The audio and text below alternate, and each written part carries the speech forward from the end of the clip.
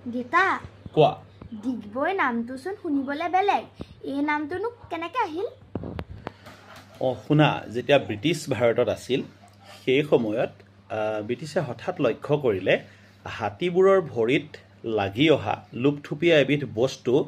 অসমৰ স্থানীয় মানুহবিলাকে আহাৰ ৰান্ধিবৰ কাৰণে ব্যৱহাৰ কৰে অৰ্থাৎ ইন্ধন হিচাপে ব্যৱহাৰ কৰে তেওঁলোকে দেখিলে যে এই লুপথুপীয়া বস্তুটোতচোন খুব সহজেই জুই লাগে বস্তুটো কি তেতিয়া তেওঁলোকে অলপমান চালে গৱেষণা কৰিলে পৰীক্ষা কৰিলে কৰাৰ লগে লগে গম পালে যে সেইবোৰ আচলতে আন একো নহয় সেইবোৰ হ'ল ভূগৰ্ভজাত তেল লগে লগে তেওঁলোকে কি কৰিলে সেই অঞ্চলটো পৰীক্ষাৰ বাবে নিৰ্ধাৰণ কৰিলে আৰু স্থানীয় ব্যক্তিসকলক লগাই দিলে তাত খানিবৰ কাৰণে গম পাইছে নে যেতিয়া স্থানীয় লৰাবিলাকে তাত কোৰেৰে সৈতে সেই অঞ্চলবিলাক খানিবলৈ আৰম্ভ কৰিলে কৰাৰ সময়ত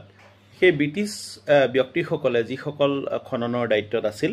তেওঁলোকে লৰাবিলাকক ক'বলৈ ধৰিলে ডিগ বয় লৰাহত খান্দা ডিগ মানে খন্দা বয় মানে লৰা এৰা লৰা খান্দা খান্দা আৰু খান্দা এনেকৈ